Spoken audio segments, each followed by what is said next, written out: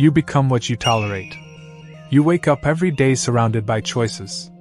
Some are small, almost invisible, like hitting snooze one more time, swallowing words you wanted to say, accepting a routine you hate.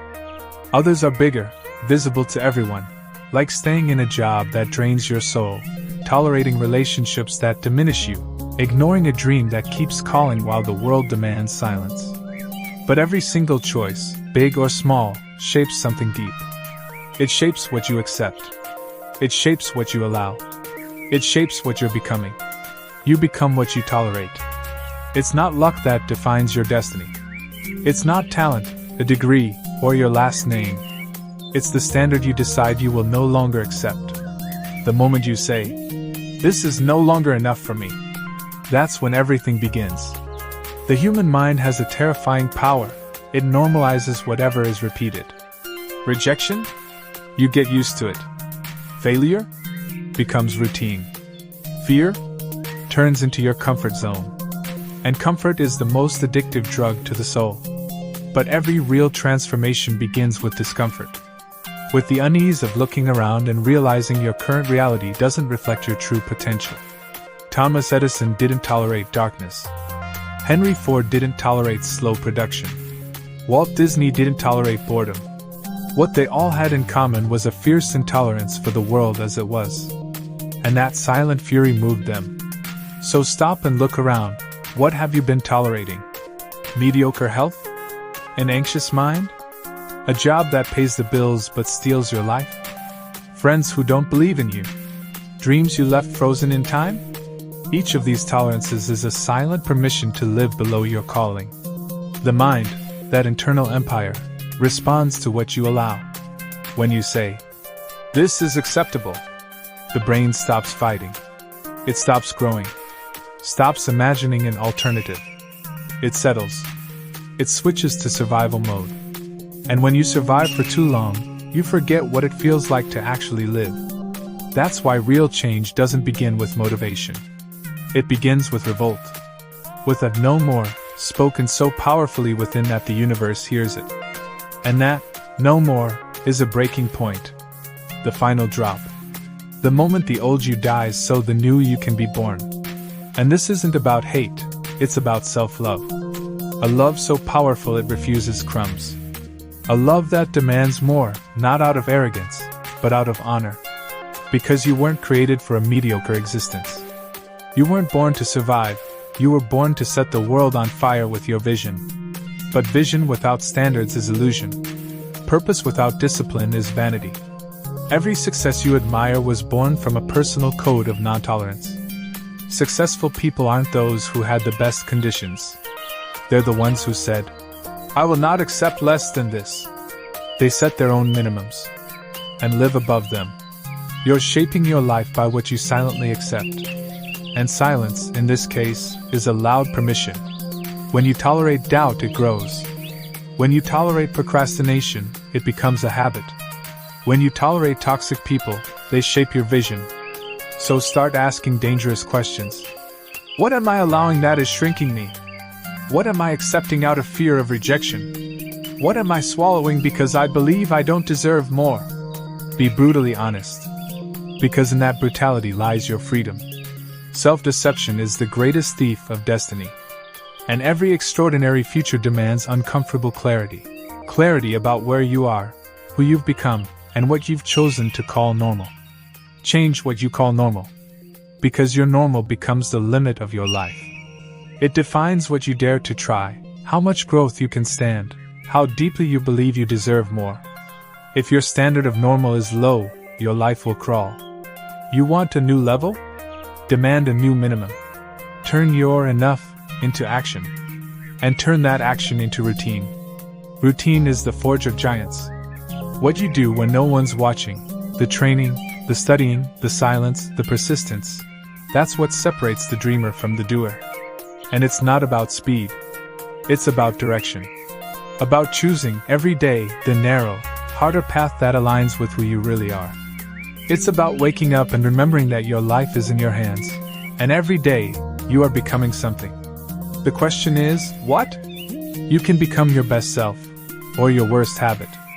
your most visionary mind, or your most comfortable excuse. You can be the author of your story, or the echo of the decisions you were too afraid to make. The choice has always been yours. And it begins with what you tolerate.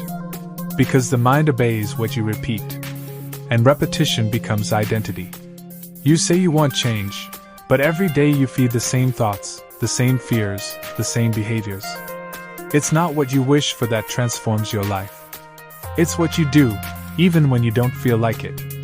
It's easy to want success at the peak of excitement. What's hard is to stay the course when everything around you screams, quit. But that's where champions are born, in the dark, in the fatigue, in the silence. They are forged in moments with no applause, when the only sound is your own conviction whispering, keep going. That conviction, that internal fire, is what separates ordinary men from visionaries. Andrew Carnegie was ridiculed. Lincoln lost countless elections. Steve Jobs was fired from his own company. But none of them tolerated mediocrity. None of them accepted the smaller version of themselves the world tried to impose. They understood a simple, ruthless law: the universe rewards those who refuse to lower their standard, who keep showing up even when there's no proof it will work, who treat their goals as internal orders, not optional suggestions. You don't need more motivation. You need a standard.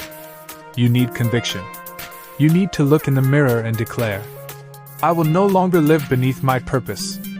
And that decision, that silent break, is more powerful than any standing ovation. Because when you raise your standard, the world responds. Opportunities change. People change. Your energy changes.